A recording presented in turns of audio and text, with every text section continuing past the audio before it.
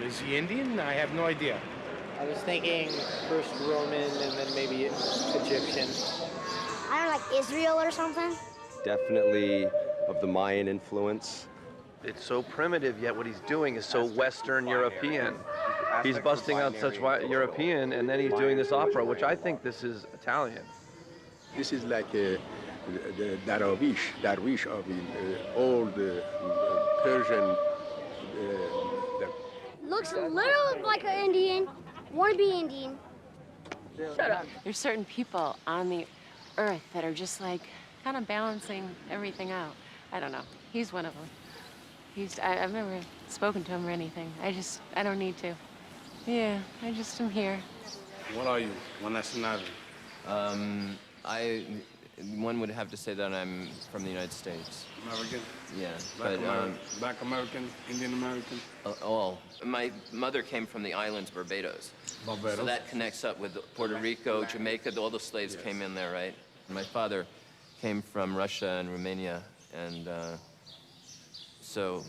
I ask 15, you may offer me whatever you care to. I do have a website. It's on this yellow sheet. Do you do this for a living? In order to live, I do this. And are your own compositions? This is my sculpture. This is my work. This is my being. Are you like helping people spiritually? I don't know. People can only help themselves. I'm helping myself, and in helping myself, I feel that I help the universe. Can you like levitate and stuff? Yes. Bad. No, for real? It's a thought. Thank you. Apple thought.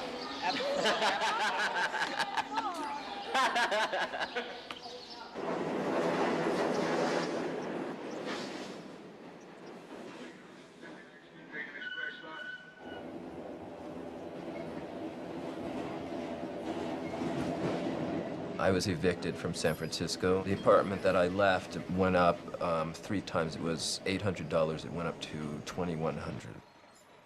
And it was like, oh my God, I can't afford this. So I came here. I am fortunate that my mother has offered me this room to continue my work, but I consider myself homeless. Mom? Hi. Yeah, I'm half of me's here. And although my mother would say that this is my home, it is not my home. It is a place that I'm staying right now.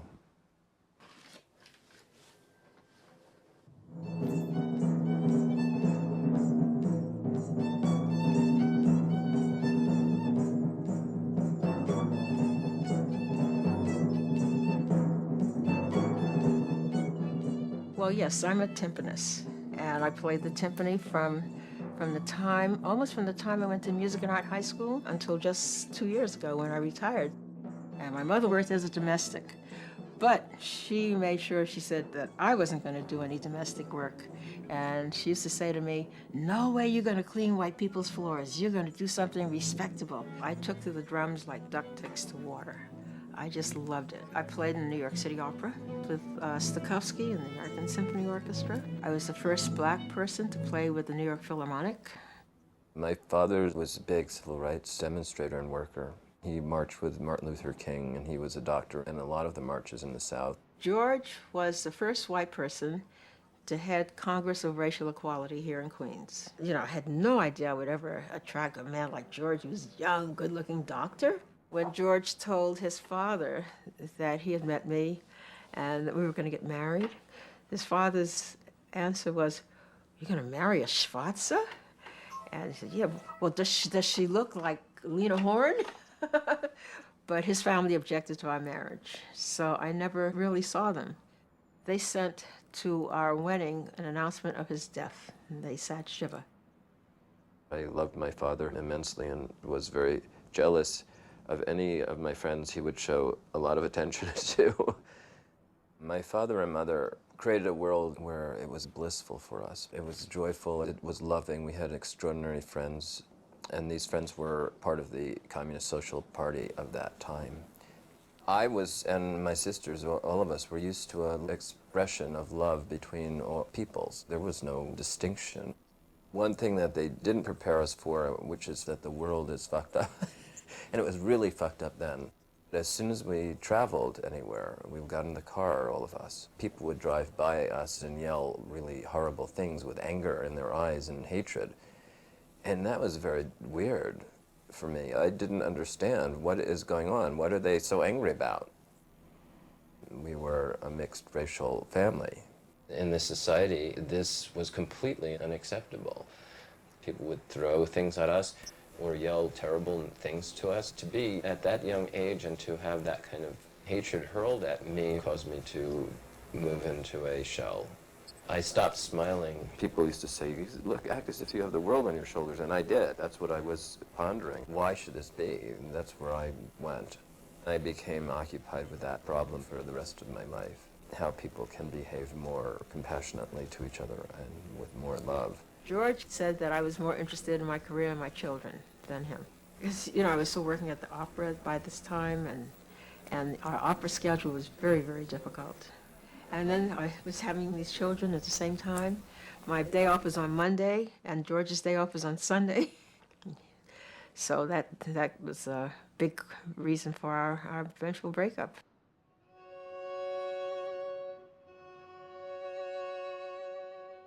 It kind of felt like a wall was there now, and it was not possible to make contact with him.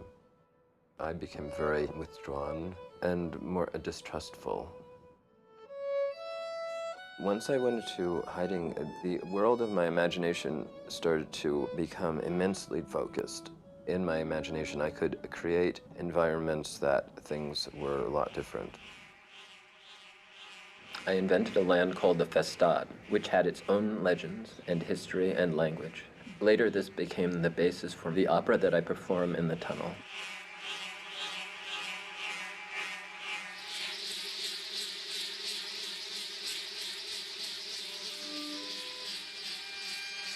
Through fantasy, through imagination, the Festad was born, and over many, many, many, many, many years, I have developed and understood this world. And the Festad are inhabited by beings I call Mir. The Mir are people of many different colors. I have Mir who are phosphorescent, Mir who are blue-green, Mir who are orange and red and brown. I am singing in the language of the Mir. The story of the opera is about a hermaphrodite called Nular-In, who was born in the last age of the Festad. When Nular-In is still a child, Nular-In's father is killed in a battle.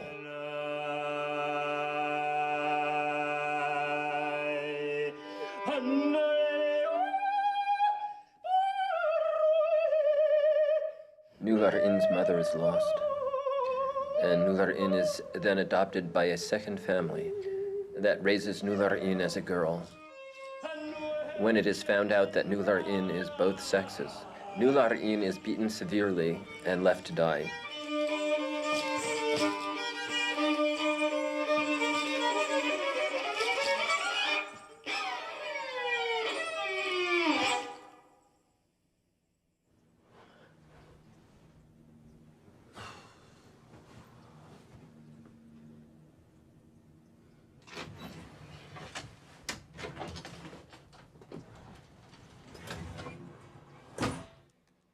Hi, you've reached the Thoth info line.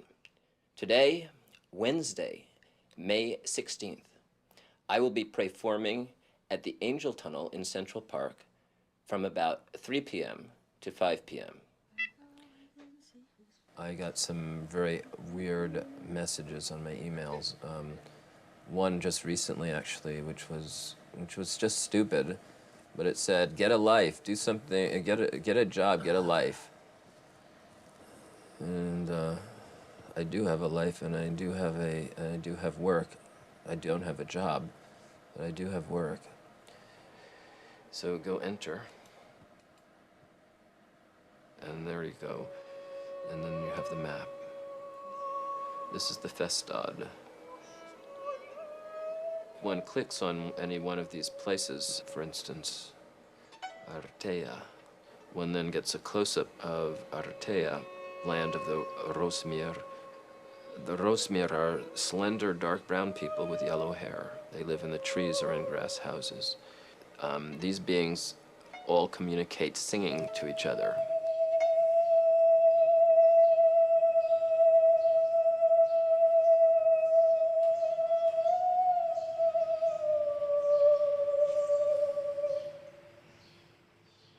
Showing my emotions, which is what the performance is all about, showing who I am clearly, was not the way I was when I was young. It was hiding everything. I was the shortest person in my class. I didn't like my teeth. I mean, it was everything. I hated that I was not clearly defined. I had so many different racial characteristics. The high cheekbones, the type of nose, the type of lips. It's like I'm an enigma. I'm not easily this or that. I used to wear all black from head to toe. I never showed my body at all. I didn't have any relationships or friends, basically.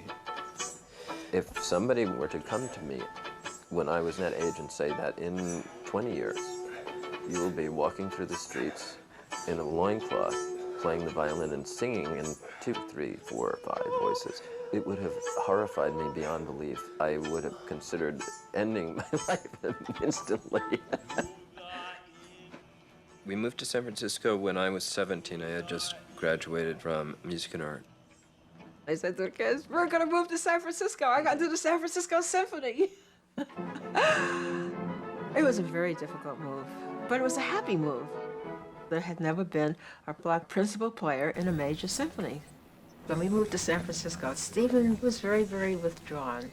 And I studied music at San Francisco State for about 3 years. And about that time, my mother lost tenure with the San Francisco Symphony, and she decided to sue the symphony for racial discrimination, and she didn't win.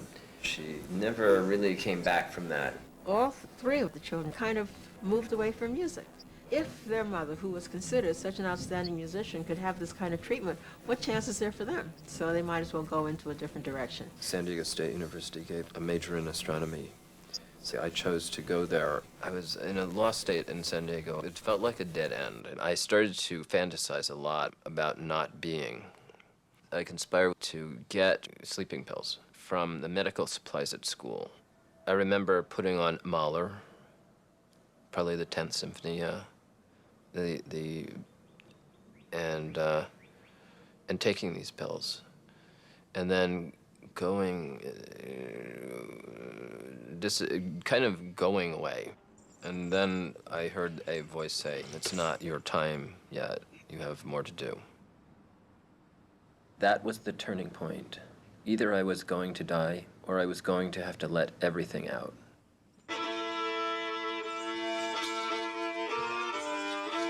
In the second act, Nular-In is stranded in the desert, and a frightening winged creature called Kaguma becomes his mentor. Nular-In is extremely scared of Kaguma. Kaguma is the shadow of Nular-In, so it comes out with this voice, and comes out with that voice, and high, low, and it's just like, let it all out. Let everything out. Whatever is in you, let it out. And the scariness is that so many different things can come out so quickly from one moment to the next. It is psychotic.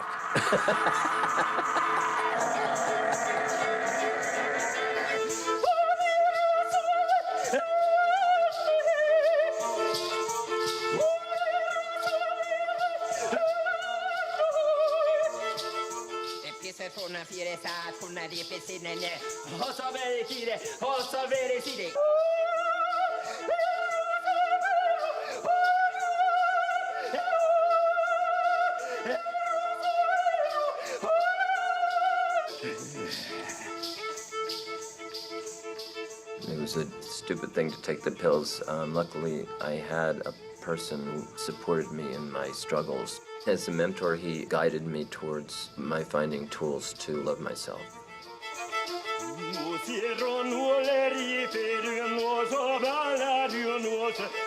I was very afraid of my mentor. He was a teacher, he was a wonderful, gentle spirit, and he was gay. That was very important because he was not afraid of touching me, of shaking me, and I was very afraid of his touching me because I was very afraid of my sexual self. I was trusting him more and more. And one afternoon we did a series of wonderful relaxation exercises, and I was just like boom, and I was up dancing in front of them. And they were shocked. I was shocked. We were all shocked. I said, turn on Swan Lake, and he turned on Swan Lake. For the next 2.5 hours, I just danced around their living room, and they were like, they just sat there stunned because this was this person who didn't do any movement, was completely shy, and all of a sudden I was up there doing this, and they couldn't believe it. And then I became a club dancer. I was dancing like crazy all over the place, dancing at any party and creating quite a scene, because now that I had opened that up, I just made a mess.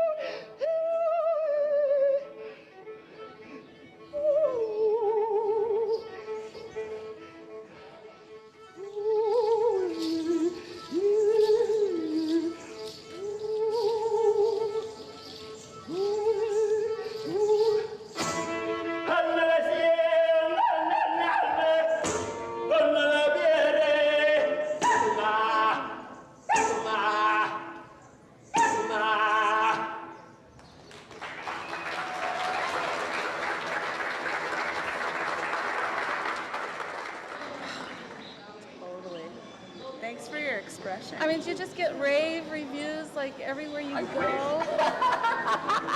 You sound like a girl. I don't know what the hell that was, but it looked retarded. I thought... You look gay. One of the things that people have the first reaction to is the fact that I'm blurring gender lines. Because I was nurtured in a very female family, it enabled me not to shut down that, which is what sometimes happens when one has a father. The tendency for the father is to beat down one's feminine aspect. But I was protected in this family. I was allowed to sew. I was allowed to go into all of the sensitive aspects of my being. I am not physically a hermaphrodite, but on the spiritual level, that is definitely the case. My best friend in high school was gay, and he would always make passes at me. And it created much difficulty for me. I was aware of being attracted to men, but I was also too much ashamed of it. And I was longing for male companionship without having a father in my life. I did not even conceive that it was possible that I had a capacity for loving both. I had to have a choice, which was very similar to, I had to make a choice between my African ancestry and my European Semitic ancestry.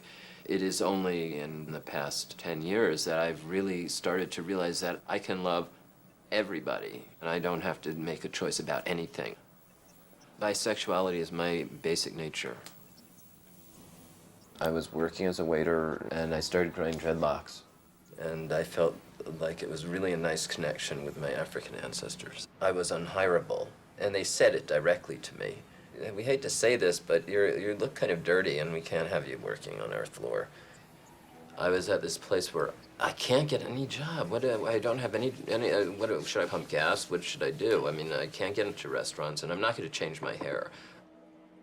One day, I went down into the metropolitan subway system, which is called BART, and I experienced a man playing violin there. And I immediately said, oh, I can do that. When I started playing in the subway, the first thing I started playing was the Bach A minor. Then I went to Mozart concertos. People really loved it. I was doing well. It was not tons of money, but as usual, it's enough to survive. And then I started doing my own music. I was starting to realize that I was completely free to express myself however I wanted to, and that was every way. I went into one of the secondhand stores on Haight Street, and there was a skirt. And I tried it on, and it was so fun. It was so stimulating, it was so erotic and so exciting. And I said, I like this. So I bought it.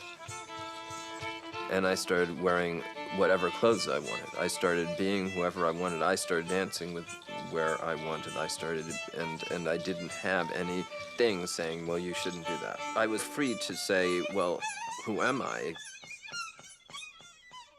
Well, my name is Stefan Kaufman. However, I needed to take my own name. I needed to take something that was close to my spirit, exploring who I am in mythology and finding myself settling within the Egyptian mythology. Egypt was the center of people of mixed race in the ancient times. And so Thoth was a deity of that time. Hermes and Thoth are messengers. I am being turned into a messenger who has roots in all the various seemingly disparate peoples of this planet. Well, in actuality, we're all emanating from the same source, and this is the most important message.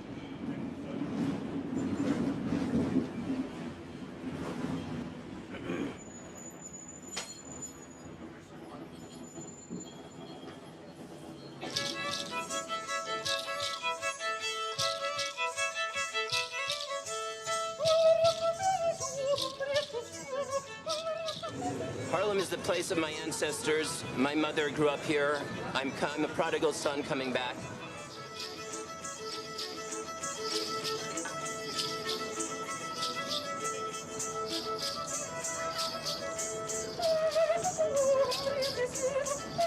Walkabouts are my opportunity to meet all my ancestors and every person that I meet. I ask for forgiveness for judging you and not being proud of your presence within my being, because I can see you in my very parts.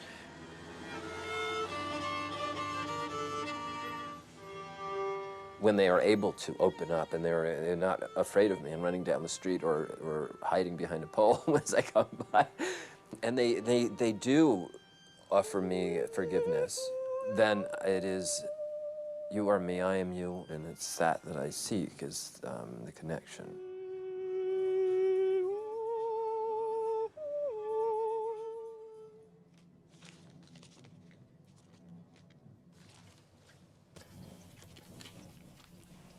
It's dinner tonight. This is dinner. But this gets saved up. I save up my money to visit San Francisco for short periods of time to see my sweetheart.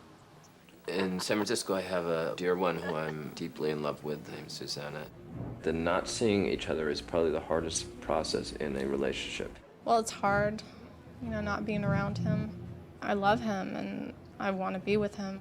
And he's very involved with what he's doing in New York. I'm still going through trying to get my career together. And so that makes things challenging, to say the least. He said that, I want to marry you, and I said yes.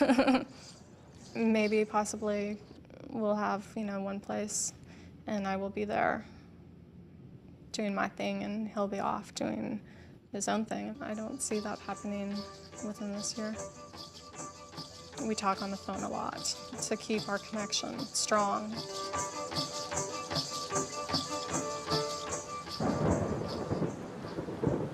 But this rain is driving me crazy.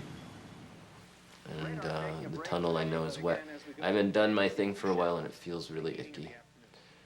When I'm depressed and gloomy, I doubt myself immensely. I'll be sitting in a naked heap and mess, wondering what the hell I am. What am I doing? I mean, I'm inventing this language, and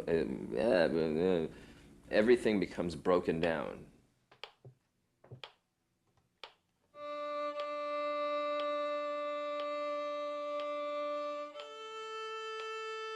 It's very hard having him live with me, and he's not aware of that. He's in his world. He's got his thing that he has to do. Being lucky enough to have my mother offering me a place to stay has assisted me in doing my work. However, I do feel guilty. It's very hard. It's just difficulty because I'm emotionally tied to him, and it upsets me when he's upset. I feel very, very lonely. And I think, boy, when will they ever grow up? Then maybe I can have a date or two.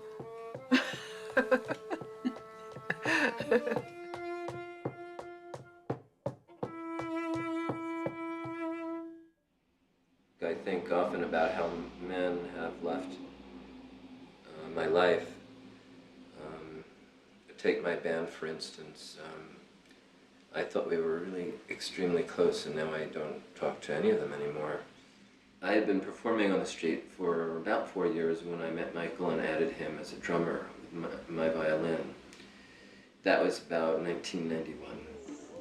And then Scott came in, we played for a year. We had a harpist and another drummer, and it started getting bigger and bigger. Then it just blew up. Michael left, and Boris just about the same time, the harpist. Scott left, and that left Ron and I alone as two playing together. Ron playing a tribal drum kit. And we took that act all over the coast, from Los Angeles up to Portland. As each person left, I had to figure out how to work their part. When Scott left, I had to do the harmony. And when Ron left, I had to do the rhythms. And all of a sudden, I realized that I was a timpanist with my feet. I was playing drums with my feet. And I realized I am my mother's protege.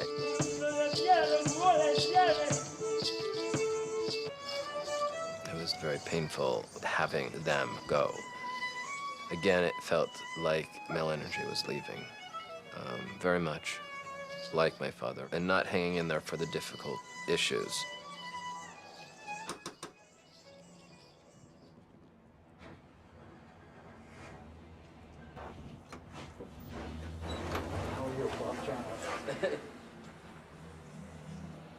I secured the death certificate of George Kaufman, which I have here, which indicates the cause of his death was lymphoma, which is a cancer, and he also had heart disease. The house where George lived until he passed away. When was the last time you saw your father? When I was around 10, 11, somewhere. And how old are you now? Now I'm 46. It's a long time ago. It's a long time ago. An event occurred in my life on the last meeting that we saw each other. He picked me up for a visit, and we were driving in the car, and we approached the intersection where the light was changing, and he sped the car up to beat the light and get through the intersection quickly. And just at that moment, a boy crossed the street, and he hit the boy, and the boy bounced up and against the windshield and fell off to the right. And it was horrifying. It was just the worst thing. It was the worst. And the boy died at that scene. When the police questioned my father said that the light was green, but I knew and I saw that the light was yellow turning red.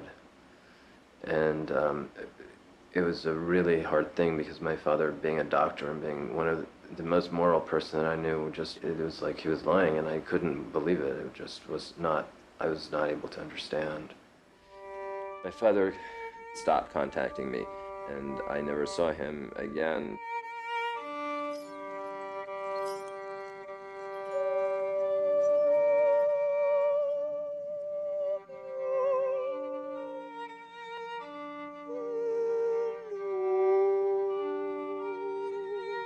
I don't really know what I should feel in that I have discovered that you died and never made contact with me. I grieve for you for all my life.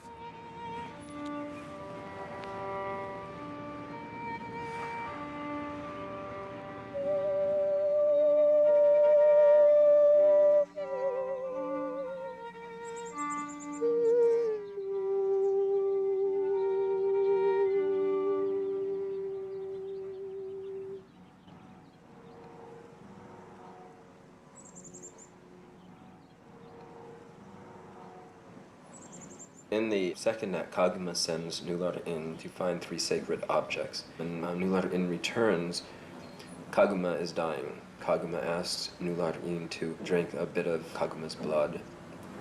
After drinking this blood, Nular in births as a fully realized being.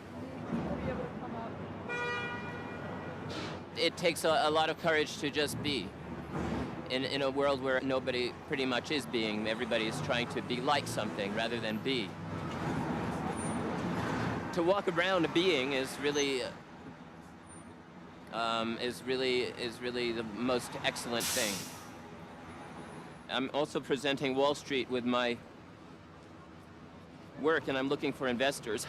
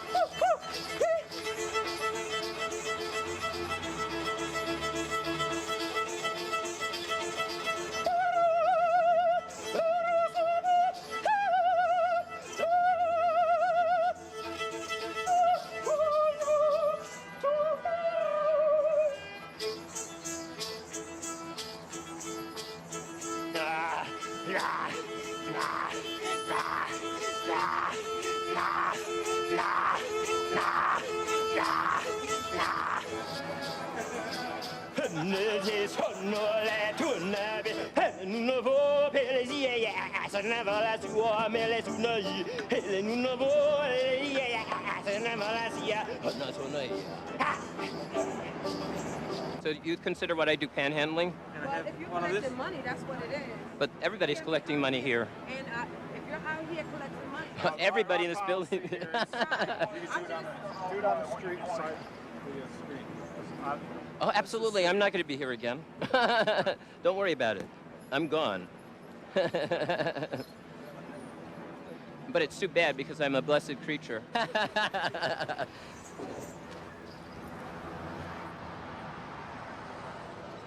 That guy, he said, I hope you win the lottery ticket so you can continue doing this for the rest of your life. And I will. Is that funny?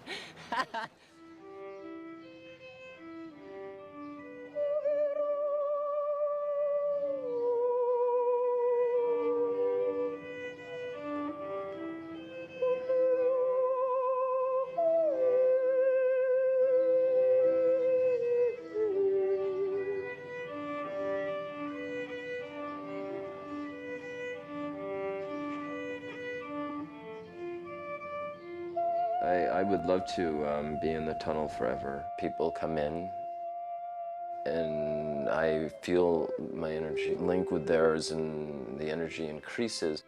I want people to stay and listen and just be there because it helps me because I have more energy to move because if there are more people in the tunnel, there's more energy that I move. Though I know that they're going to leave, I have to let them go.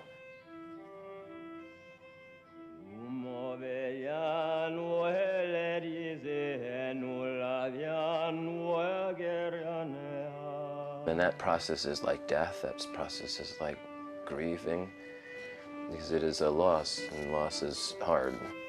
And that process of letting them go is my work.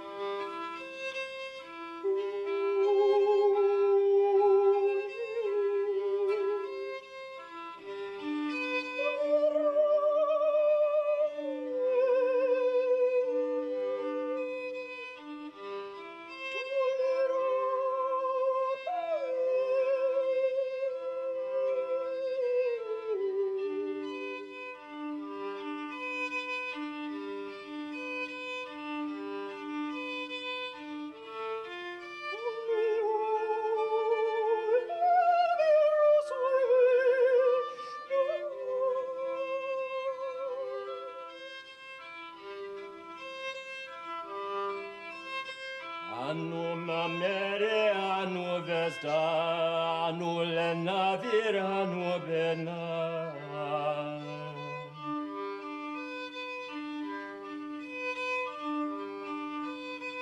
Una meriano lost una, bene venazio suone chiara.